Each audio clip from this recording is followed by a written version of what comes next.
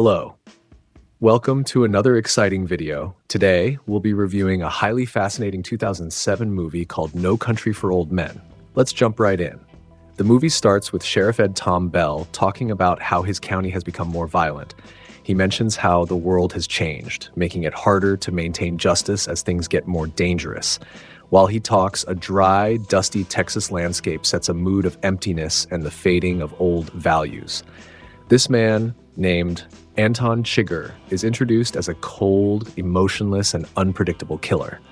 The first thing he does is commit a violent act. He strangles a police officer to death using handcuffs, showing that he has no mercy or compassion. He uses an unusual weapon, a captive bolt pistol, which is normally used to kill cattle, which highlights how methodical and almost robotic his approach to killing is. A captive bolt pistol is a tool mainly used to humanely slaughter livestock.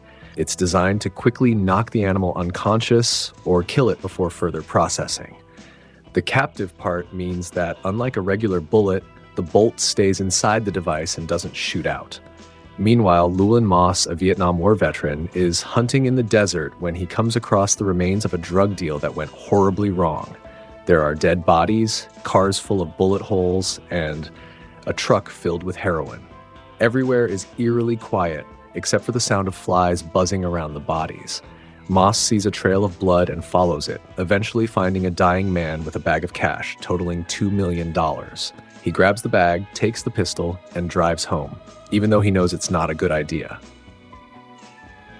This decision is what drives the rest of the story, as it catches the attention of Anton Chigurh, who's been hired to find the money.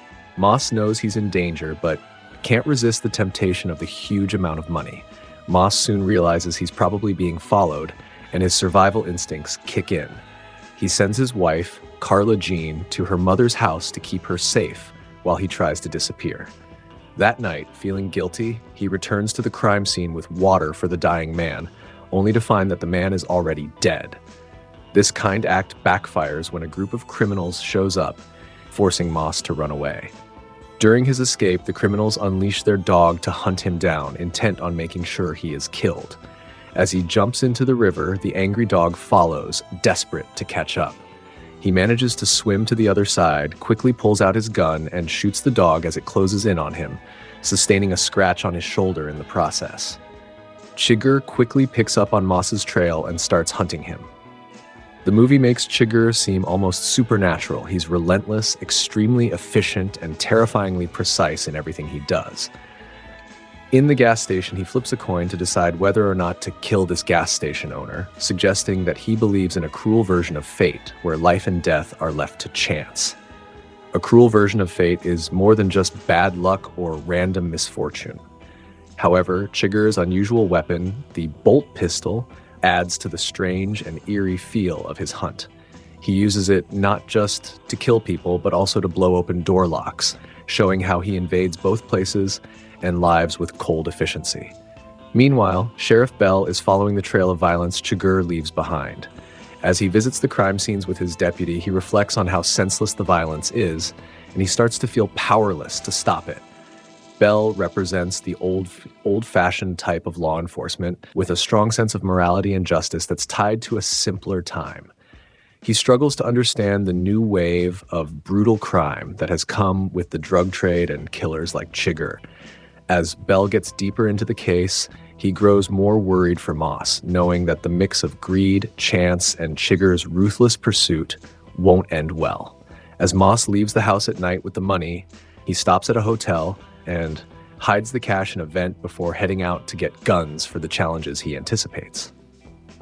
Upon arriving at the hotel, he senses something has changed and refuses to get out of the taxi, asking the driver to take him to a different hotel while he makes plans to retrieve the money. After shopping for firearms and supplies, he returns to the hotel and requests a different room. The receptionist is surprised by his change of mind, as his previous room is still being counted, but he insists on switching. Meanwhile, Chigurh is tracking Moss using a device that indicates his direction. As he approaches the hotel where the money is hidden, the device begins to beep, guiding him closer. Chigurh drives around the building to pinpoint where the signal is strongest. When he identifies the room, he goes inside but finds no one there. However, not knowing the suitcase is in the vent, he prepares to kill anyone he encounters. Chigurh anticipates this and uses his captive bolt pistol to break into the room. Moss narrowly escapes but is shot in the process. Now, the cat-and-mouse chase between Moss and Chigurh becomes more intense. Both are very resourceful, and the action remains in a raw, realistic way. With no music, just the sounds of gunfire, footsteps, and heavy breathing, which makes each encounter feel intense. Moreover, even though he's injured, Moss manages to escape. As Moss prepares to cross the Mexico border, he realizes that his bloody appearance will raise too many questions.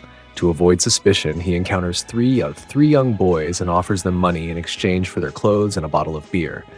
This helps him blend in and continue his escape without drawing unwanted attention, and crosses the border into Mexico, where he collapses from exhaustion and blood loss. He wakes up in a hospital under Mexican care, but Chigurh is still not far behind. Meanwhile, as things get worse, Carla Jean becomes more involved. She is visited by a bounty hunter named Carson Wells, who is also hired to find the money. Unlike Chigurh, Wells is calm and even a bit charming. He tries to convince Carla Jean to help him find Moss before Chigurh does, suggesting that her husband's life depends on it. Wells eventually finds Moss in a hospital in Mexico and tries to reason with him, offering to help Moss escape alive while in the hospital. However, Moss refuses to give up the money and remains determined. This sets up a tense showdown between Wells and Chigurh. In a quiet but intense moment, Chigurh kills Wells, showing again how cold and controlled he is when it comes to life and death. After Wells' death, Moss unknowingly calls him eine Schüding, not realizing that Chigurh has already killed him.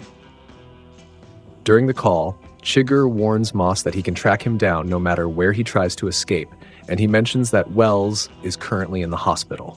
This prompts Moss to leave the hospital without any doctors noticing, wearing hospital clothing and with bandages around his neck. As he reaches the gate, a policeman initially refuses to let him out, but after a tense moment where Moss expresses his need to survive, the officer finally allows him to go. He then rushes into a clothing store to change into some new clothes and calls his wife, asking her to meet him. All through, we slowly learn more about Chigurh's personal beliefs. He seems to think of himself as an agent of fate, someone who can't be bargained with or stopped. This is shown most clearly during his unsettling coin toss moments, where he asks his victims to choose heads or tails. To Chigurh, the coin toss lets him avoid responsibility for their deaths.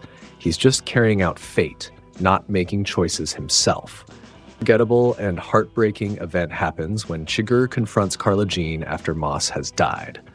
Despite Moss's efforts to protect the money, he's eventually killed by Mexican criminals in a motel. Before this, Carla grows increasingly anxious about her husband's disappearance, which has lasted over a month. Despite Moss's warning not to tell anyone, she decides to inform the sheriff about the situation. This follows an earlier encounter at a restaurant where the sheriff had tried to get details from her. Just as she is about to reveal everything in an effort to save Moss's life, Mexican criminals find and kill Moss. After that, Moss is buried and his wife returns home. When Chigurh finds Carla Jean in her house, he offers her the same deadly coin toss game. She refuses to choose, saying that the decision and responsibility are his, not the coin's. She tries to persuade him, telling him that he doesn't have to continue with what he's doing. However, because of Chigurh's rigid belief in fate, he explains that he always hears the same plea from people, but it never changes his actions. Her refusal is a quiet act of defiance. Though it's uncertain if it ultimately matters, Chigurh's careful check of his shoe for bloodstains indicates he killed her before leaving the house. After getting into his car and driving away, he is unexpectedly struck by another vehicle in what seems to be an ordinary accident, leaving him with a serious fracture. As he stumbles out of the car, a couple of young boys on bicycles stop to ask if he needs help. Instead of seeking assistance, Chigurh hands one of the boys a $100 bill in exchange for his shirt and instructs them not to tell anyone they saw him. As more people die, Sheriff Bell decides to retire, feeling overwhelmed by the violence he's seen and unable to stop it. The next day, he tells his wife about a dream he had, where he and his dead father are riding through the mountains. His father is ahead of him, carrying a light in the darkness. This dream symbolizes Belle's belief that the world of law, order, and morality he once knew is gone, leaving only darkness behind. Did you enjoy this video? Leave a comment if you've seen the movie and share your thoughts. If you haven't watched it yet, you definitely should. More videos are on the way, so be sure to subscribe, like this video, and turn on the notification bell to stay updated. Thanks for watching.